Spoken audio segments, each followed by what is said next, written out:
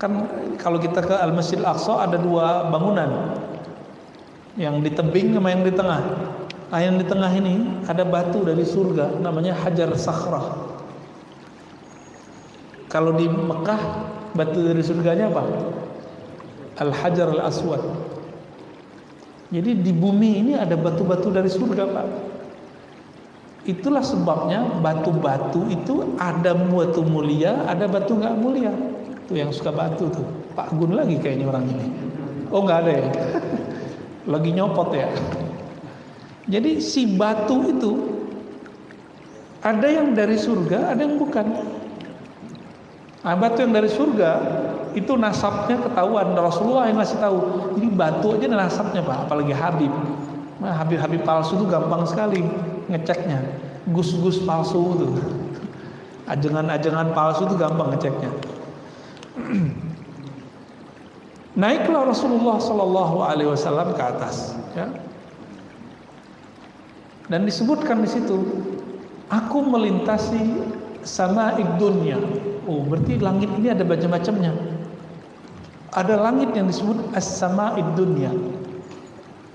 Apa arti dunia? Kita kan sering nyebut dunia. Apa arti dunia? Dunia akhirat. Apa arti dunia, Pak? Apa? Fana, itu sifatnya. Dunia fana, sifatnya dunia. Tempat tidur, tempat hidup.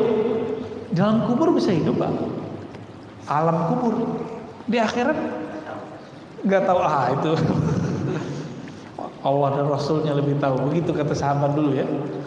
Dunia bahasa Arab itu artinya dua, Pak. Satu, dekat. Dua, rendah. Artinya, coba diulang lagi, arti dunia apa? Dekat, rendah. Dekat dibandingkan yang lain-lain untuk orang bumi. Di langit dunia inilah Allah meletakkan masabih, lampu-lampu yang kita sebut bintang. Zayyana sama'ad dunya bimasabiha. Kami menghiasi itu langit yang dekat. Nah, kira-kira gitu terjemahannya. Langit yang rendah. Tapi serendah-rendahnya sampai sekarang Apollo ke bulan aja masih diperdebatkan sama Rusia, ya enggak? Sekarang udah ngaku-ngaku ke Mars. Saya tambah nggak percaya, Pak. Tapi mungkin karena di Quran disebutkan la tanfuzu, kamu tidak bisa menembusnya. Di tengah ayat dikatakan illa bisultan, kecuali dengan sultan. Sultan itu kekuasaan. Nah, para nabi dikasih sultan itu. Dikasih sultan, ada passwordnya mereka. Jadi semua galaksi Bima Sakti, Andromeda, galaksi ini, galaksi itu miliaran galaksi, Pak. Itu baru langit rendah. Langit rendah itu. Nah, yang mau saya sampaikan bukan itu. Di hadis yang lain, ketika Allah Ta'ala mengusir jin, mengusir iblis dari langit, Allah kasih mereka kerajaan antara langit dan bumi. Itu disebut sama'id dunia. Maka di Quran ada ayat walaqad khalaqnas samawati wal arda wama bainahuma. Sungguh kami ciptakan langit dan bumi, dan antara kedua langit dan bumi ini yang disebut sama'ud dunia. Disitulah wilayahnya para setan dan iblis jin. Jadi mohon maaf nih, banyak orang dianggap wali lalu bercerita tentang pengalaman rohaninya naik. Itu dia nyampainya di situ, Pak. Nyampe ke sama'id dunia. Itu. Ada kiai ngaku belasan tahun di langit. Saya nggak percaya itu. Yang saya percaya paling-paling ke sama'id dunia. Kenapa? Karena dia harus bisultan, harus punya sultan dia. Apa arti sultan? Kekuasaan rohani yang Allah berikan mandatnya. Dan itu hanya kepada nabi dan wali. Itu passwordnya di nama. Maka ketika Nabi tembus ke langit pertama, jadi lewat langit pertama sampai dunia itu, bertanyalah si khazinus samawat, penjaga langit, man anta, nanya ke Jibril, waman ma'ak, siapa kamu, siapa bersamamu? Apa jawaban Jibril? Saya Jibril, bersama saya Muhammad. Kata si penjaga langit, aursila ilai, apakah dia yang diberi risalah? Gitu. Itu pertanyaan imigrasi langit, Pak. Berat tuh imigrasi langit tuh. Pas disebut dia Muhammad, dialah yang diutus. Kan banyak nama orang Muhammad. Ya, nah ini Muhammad yang mana? Muhammad yang Rasul atau bukan? Pas disebut betul langsung dibuka pintu langit. Maka password masuk ke langit itu nama Nabi Muhammad Sallallahu Alaihi Wasallam. Jadi kalau bapak ini nggak dapat sultannya di dunia, banyak-banyak aja sholawat Pak. Nanti Allah bukakan kalau kita meninggal. Ya, kan nggak semua kan kita dikasih hak bisa bertemu Allah atau diangkat rohaninya waktu di dunia. Karena bertemu Allah itu kan harus mati dulu. Lan tarau rabbakum hatta tamutu. Kamu tidak bertemu Rabbmu sampai kamu mati. Maka Umar mengatakan mutu qabla an tamutu. Matilah kamu sebelum benar-benar mati. Jadi kalau kita bisa masuk ke fase mati sebelum mati, kita bisa ketemu Allah meskipun di dunia. Tubuhnya di dunia, ruhnya Allah perjalankan. Jadi sebenarnya tetap bukan di dunia ngelihatnya, udah mati Pak dia. Jadi orang yang sudah pernah bertemu Allah itu dia udah mati Pak. Insaniah dia udah mati, bukan mati suri. Ya. Itu mati insani, sisi insaninya hilang sesaat mungkin. Ya. Masuk ke langit. Setelah sama dunia masuk ke langit pertama. Langit pertama itu kalau dihitung sebenarnya langit kedua. Ya. Ketemulah di situ Nabi Adam. Apa kata Nabi Adam? Jadi Nabi Adam menyambut Nabi Muhammad dengan panggilan marhaban. Marhaban kalau terjemahnya apa? Selamat datang. Kalau bahasa Sundanya apa? Ya sama itu. Jadi kalau kita ngomong selamat datang apa tadi wilujeng gitu ya, jeng ya, itu sama Pak, nggak apa-apa, sama aja. Welcome, marhaban bin nabiyyi salih wa ibni salih. Selamat datang Nabi yang saleh dan keturunanku yang saleh. Nabi Adam pakai adab deh. Kenapa pakai adab? Lebih tua kenabian atau keturunan? Nabi Muhammad sebagai nabi atau sebagai keturunan Nabi Adam, lebih tua mana? Beliau sebagai nabi, karena beliau mengatakan kuntu nabiyan, aku sudah nabi, Adam belum dicipta. Maka salam beliau dua, selamat datang wahai nabi, selamat datang wahai insannya nabi yang soleh. Gitu dua Pak, dua salamnya. Cuma Nabi Adam dong yang ngomong begitu, dengan pemahaman yang tadi wal ibnis saleh. Nanti Nabi Ibrahim satu lagi di atas. Nabi Adam melihat ke kanan senyum, lihat ke kiri nangis. Waktu melihat ke kanan terlihatlah keturunannya masuk surga. Di antara keturunannya ada Nabi Muhammad enggak? Berarti dia ngelihat Nabi Muhammad di situ, ngelihat Nabi Muhammad di depan. Dua. Kok bisa begitu? Nabi Muhammad melihat dirinya dalam visi Nabi Adam. Dilihat ke kiri nangis. Kenapa? Keturunan Nabi Adam ada yang masuk neraka. Jadi kita kalau maksiat, kita sama aja bikin mbah kita nangis, orang tua kita nangis kalau kita maksiat. Nah, lalu kemudian jalan. Di tengah perjalanan Nabi Muhammad bertanya ke Jibril, kenapa tuh mbah saya nangis? Kenapa senyum? Nah, diceritakan oleh Jibril. Ketika melihat ke kanan ngelihat surga, ke kiri ngelihat neraka. Itu perjalanan dari langit pertama ke kedua lebih lama, lebih jauh daripada dari bumi ke melewati sama dunia. Tapi dengan Buraq Allah izinkan cepat. Pertanyaannya sama nanti, ya. Nah, di langit kedua ketemu lagi Nabi Isa. Jadi kalau orang ngaku-ngaku ketemu Nabi Isa, nyantri di langit, tanya aja, Pak, pernah ketemu Nabi Isa nggak? Karena sampai sekarang Nabi Isa di situ. Fisiknya di situ, ruhnya di situ. Jadi Nabi Isa ini spesial. Tubuh fisiknya dan ruhnya masih ada. Nanti bakal diturunkan dari Al-Manaratul Baydha, menara putih di timur Damaskus. Kita nggak tahu timur itu bagian mananya. Ya. Kapan dia turun? Ketika tentara Al-Mahdi terpojok lagi berjuang di negeri Syam. Jadi nanti kan tentara Al-Mahdi itu futuhat, ekspansi kemana-mana. Nah, terpojok melawan Dajjal. Turunlah Nabi Isa. Maka diserahkanlah pedang Al-Mahdi kepada pedang Al-Mahdi itu pedangnya Rasulullah, Pak, diserahkan ke Nabi Isa. Nah, maka Nabi Isa lah yang bunuhnya nanti. Ini yang saya ceritakan dulu. Dajjal itu nama kecilnya kan Samiri.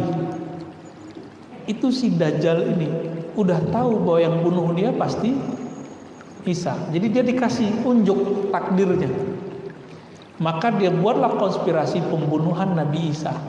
Itu cerita sebenarnya. Karena dia tahu Nabi Isa bakal membunuh dia. Takdirnya nanti Nabi Isa. Dia mau ngelawan takdir. Nah, inilah nasib orang-orang yang mau ngelawan takdir. Tapi yang dia bunuh bukan Nabi Isa, ya. Nah. Wah, jadi panjang deh, Pak. Udah jam berapa nih? Requestnya cerita Isra Mi'raj sih, ya. Ini baru yang hadis Imam Bukhari kita cerita ini, belum hadis riwayat lain. Langit ketiga ketemu Nabi yang paling cakep.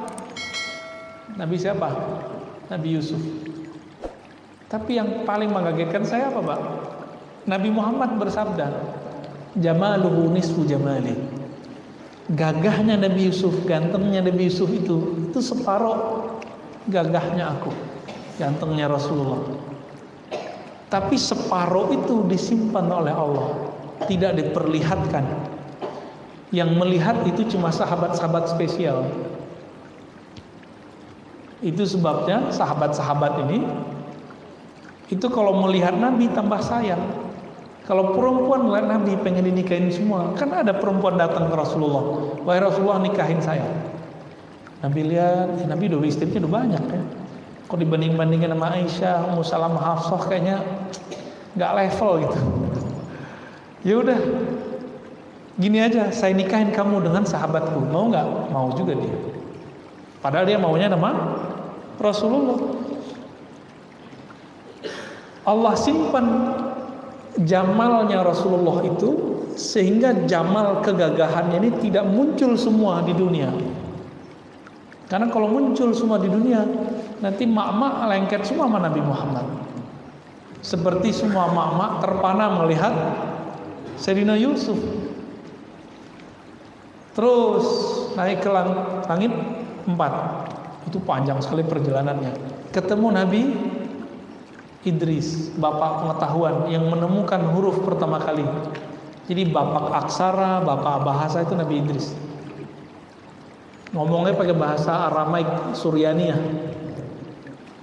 Aramaik Suryaniyah ini yang kita sebut Semit nanti. Turunannya bahasa Arab, bahasa Ibrani, bahasa Suryani orang sekarang yang ada di Suria, tapi cuma 3 kampung yang ngomong bahasa itu.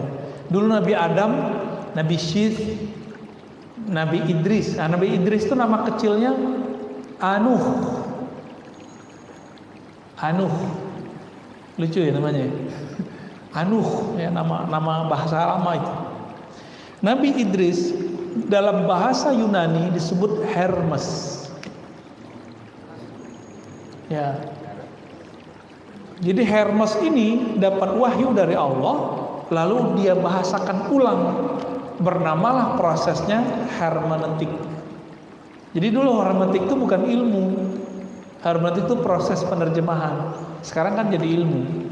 Jadi sejarahnya ilmu hermeneutika Bible itu dari situ, Pak. Kita nggak perlu ilmu itu, kita punya ilmu namanya ilmu tafsir. Ya, sama sebenarnya, tapi beda disiplin. Terus naik ke langit ke berapa? 5, ketemu Nabi yang jenggotnya paling panjang. Bapak kalau search di Google atau di YouTube, cari Yahudi ortodok, itu jenggotnya panjang-panjang. Jadi jangan heran ya, teman-teman kita yang jenggot panjang mungkin niru Nabi Harun kali ya. Bahkan di sini saya lihat ada beberapa yang jenggotnya masya Allah ya. Saya ngeliat, ada temannya Nabi Harun nih. Itulah dulu yang dipegang sama Nabi Musa ketika Harun tidak bisa menjaga akidah umat. Ya emang nggak bisa. Ya udah takdirnya. Lawannya siapa? Samiri Dajjal. 40 hari, ya. 40 hari Dajjal mampu menyesatkan Bani Israel.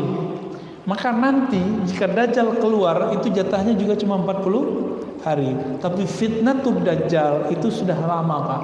Sekarang itu sudah mulai. Fitnatul Dajjal, fitnahnya Dajjal. Saya penasaran, orang Yahudi itu menunggu Mesias enggak? Menunggu. Tertulis dalam kitab-kitab mereka. Orang-orang Kristiani nunggu Mesias enggak? Nunggu, tapi beda Mesiasnya. Kita juga nunggu Mesias Al-Mahdi dan Isa yang hakiki. Jadi kita gabung semuanya. Itulah ajaran Nabi Muhammad SAW. Jadi kalau kita meyakini Nabi Isa turun, bukan berarti kita niru Kristen. Nggak ada urusannya. Nabi Isa kan Nabi kita, bukan Nabi mereka. Ya. Kenapa? Nabi Isa nyembah Allah, mereka nyembah Nabi Isa. Siapa yang ikut Nabi Isa? Nabi Isa disunat, mereka nggak mau disunat. Siapa yang ikut Nabi Isa? Nabi Isa nggak mau makan babi, mereka menghalalkan babi. Siapa yang ikut Nabi Isa? Kan gitu aja, sederhananya. Kalau kita mau hitung-hitung, Pak. Terus naik ke langit 6, ketemu Nabi Musa, Nabi yang paling banyak teori, ya. Nah, nanti kan lewat beliau nih, sholat kita cuma jadi 2 rakaat Pak subuh. Langit ke-7 ketemu Nabi Ibrahim lagi sandaran di Baitul Ma'mur. Nah, saya lupa di langit ke-4 itu ada riwayat lain menyebutkan di situ ada Ka'bah lain, Ka'bahnya para arwah, tapi riwayatnya tidak sampai derajat sahih ya. Di langit ke-7 Nabi Muhammad menyaksikan ada 70.000 malaikat setiap hari, harinya langit. Bukan harinya bumi. 70.000 malaikat masuk dan tidak keluar lagi. Tawaf, muter. Jadi kita tawaf di bumi 7 kali sama dengan pahala 70.000 malaikat di langit. Muliaan mana Pak? Kita apa malaikat? Kalau kita beriman ya. Kita 7 kali tawaf di bumi sama dengan malaikat 70.000 di langit. Ayo muliaan mana? Enakan jadi manusia apa jadi malaikat? Jadi manusia aja Pak. Jadi jangan ngayal jadi malaikat. Enakan jadi manusia. Manusia nggak nikah, kita nikah kan enak. Harut marut aja cemburu. Kita mau jadi manusia, dia pengen mau jadi manusia juga. Ketika itu terjadi dialog banyak sebenarnya antara Nabi Muhammad dengan Nabi Ibrahim. Nah, saya udah pernah ceritakan dialognya. Nabi Ibrahim kirim salam kepada kita. Terus beliau melihat ke atas. Itu surga kelihatan di Sidratul Muntaha, ada naik ke Sidratul Muntaha, di sampingnya ada surga. Itu lebih luas lagi Pak. Lebih luas lagi dari langit dan bumi. Nabi Muhammad melihat Sidratul Muntaha itu seperti pohon yang daunnya kayak telinga gajah. Di situ tertulis takdir kita semua. Nah dulu Dajjal tuh dikasih izin ngelihat itu Pak. Iblis dikasih izin. Memori iblis ketika membaca itulah yang dia sebar-sebarkan sekarang. Makanya ada paranormal di Indonesia bisa cerita pesawat jatuh, ya kan? Cerita ini, cerita itu memori si iblis itu. Coba orang kayak gitu dipercaya, lakinya ular, itu dipercaya Pak hari ini.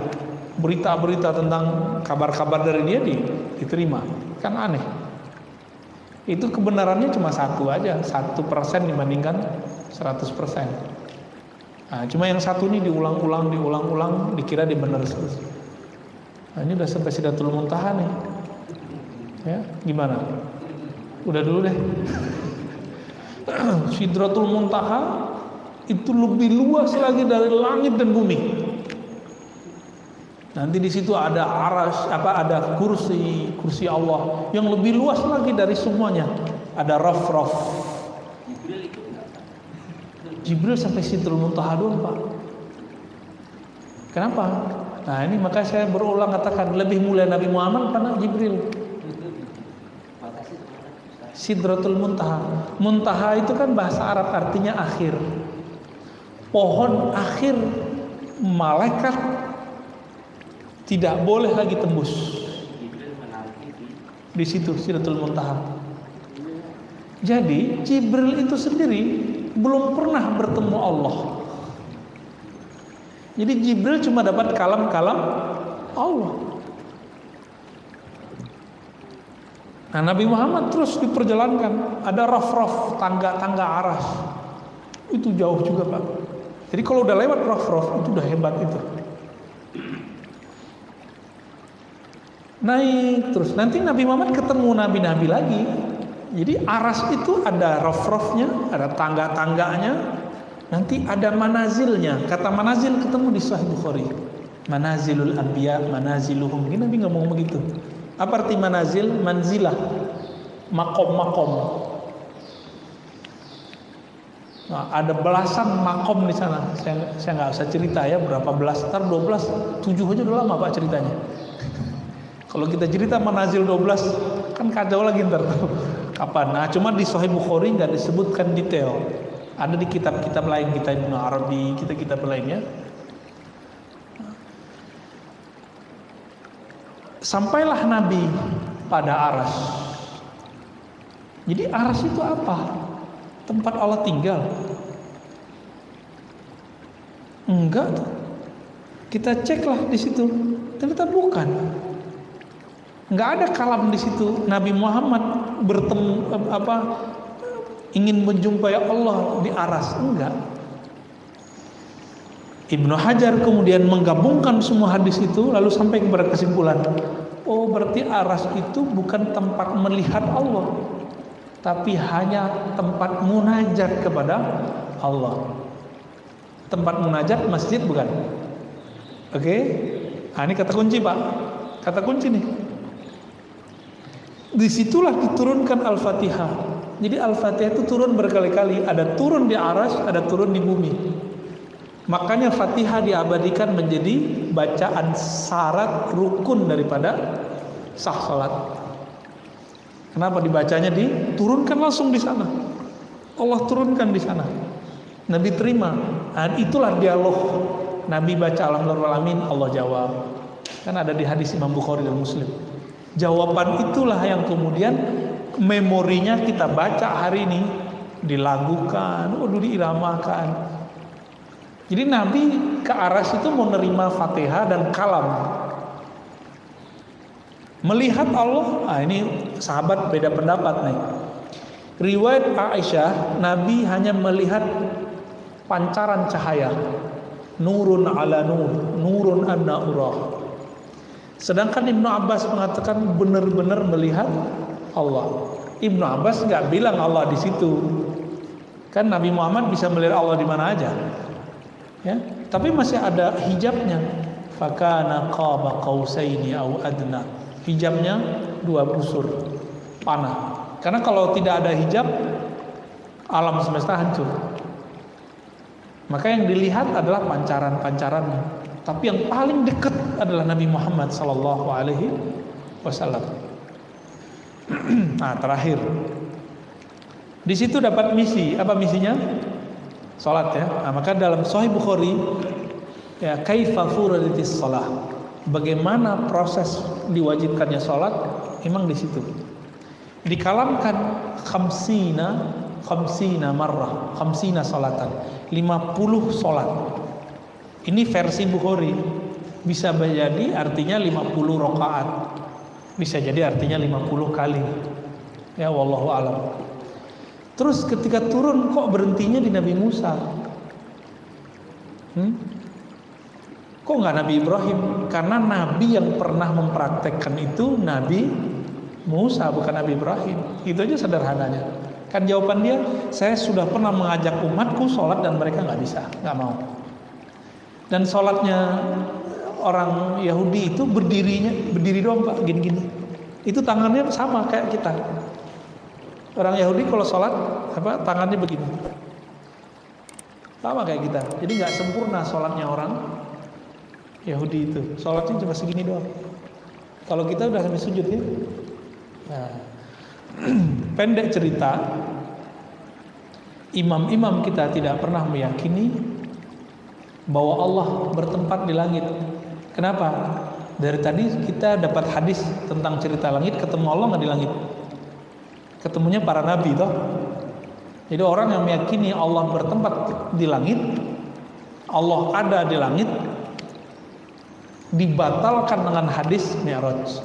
Nanti ngeles lagi, oh bukan di atas aras. Coba aja cek lagi, apakah emang di atas aras? Yang paling mengerti hadis Bukhari kan Imam Ibnu Hajar. Ibnu Hajar menolak itu.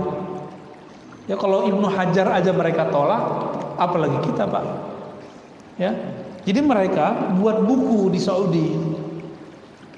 Saya nggak usah sebut namanya, nama ustadznya, ulamanya, dokturnya. Nulis buku penyimpangan akidah imam ahli hadis ini Ibnu Hajar. Loh kalau Ibnu Hajar nyimpang, apalagi kita? Kita mungkin disebut sesat, bahkan mungkin udah jauh Pak. Malam tadi saya ditelepon oleh teman kita dari Sumatera, tamatan Kairo juga, tapi sufi. Saya dikafirkan sama mereka katanya gitu. Oh ya sudah, ya udah sampai ke derajat begitu. Saya kasih tahu aja, imam kita Ibnu Hajar aja dia nggak sesat sama dia, apalagi kita.